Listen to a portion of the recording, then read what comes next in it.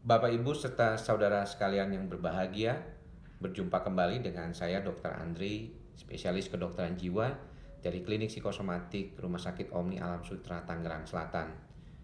Pada kesempatan kali ini saya ingin sedikit kembali mengulang penjelasan tentang pengobatan kepada pasien-pasien yang mengalami gangguan psikiatrik. Kita tahu bahwa memang pengobatan untuk kasus-kasus gangguan psikiatrik tidak selalu harus dengan obat. Banyak kasus-kasus yang baru awal mungkin kita bisa menggunakan teknik-teknik konseling, psikoterapi, relaksasi, atau mungkin juga beberapa kasus seperti bisa menggunakan terapi olahraga. Tetapi ada kasus-kasus tertentu yang mungkin sudah berat dan harus memerlukan pertolongan segera, kita memerlukan pengobatan psikiatri dengan menggunakan obat-obatan psikiatri. Nah, dilematisnya adalah pada kasus-kasus tertentu pasien merasa dirinya tidak nyaman ketika menggunakan obat. Di dalam praktek saya sering menemui pasien menanyakan, apakah saya bisa ketergantungan dengan obat yang dokter berikan? Saya jelaskan biasanya dengan perumpamaan bahwa obat yang diberikan sebenarnya untuk membantu menyeimbangkan sistem saraf pusat yang mengalami goncangan atau korslet atau ketidakseimbangan. Obat mendapatkan peran di dalam proses ini. Tetapi kalau misalnya nanti sudah seimbang, mungkin kita bisa adjust atau kita bisa seimbangkan apakah terus menggunakan obat atau tidak perlu menggunakan pengobatan.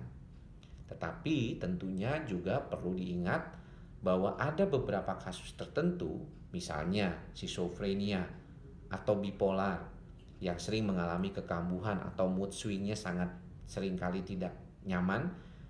Beberapa di antaranya memerlukan pengobatan dalam jangka waktu lama.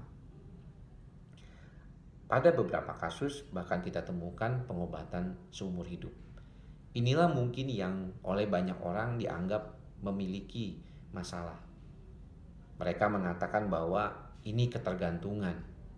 Sebenarnya apa bedanya ketika seorang yang mengalami darah tinggi harus makan obat seumur hidup?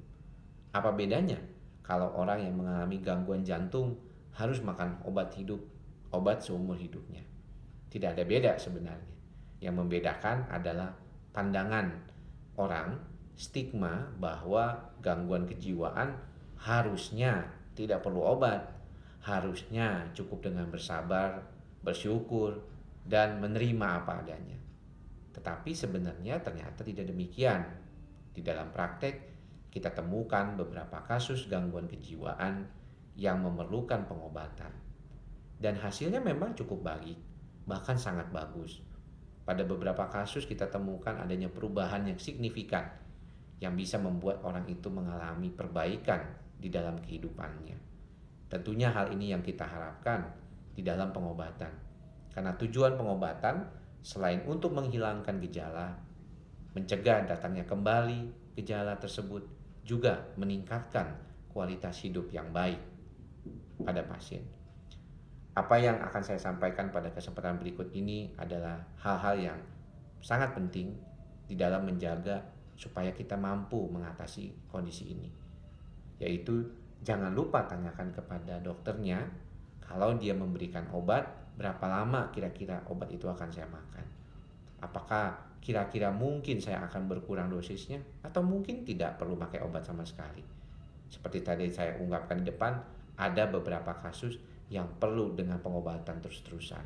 Tapi ada juga yang mungkin hanya bisa sampai 6 bulan atau 12 bulan. Kerjasama antara dokter dan pasien di dalam hal ini sangat penting.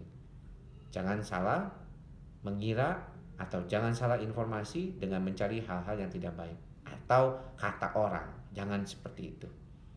Semoga informasi yang saya berikan ini sedikit bermanfaat buat teman-teman atau pasien-pasien yang masih galau bagaimana menggunakan obat. Jangan-jangan bikin ketergantungan, jangan-jangan bikin ginjal saya rusak, jangan-jangan bikin otak saya bolot. Hal ini yang perlu ditanyakan langsung kepada dokternya. Tentunya pemberian obat berdasarkan efektivitas dan benefitnya atau kegunaannya kepada pasien akan memberikan manfaat. Karena tujuannya adalah memberikan kepada pasien kualitas hidup yang lebih baik. Semoga informasi ini bermanfaat. Sampai bertemu di lain kesempatan di video saya selanjutnya. Salam sehat jiwa.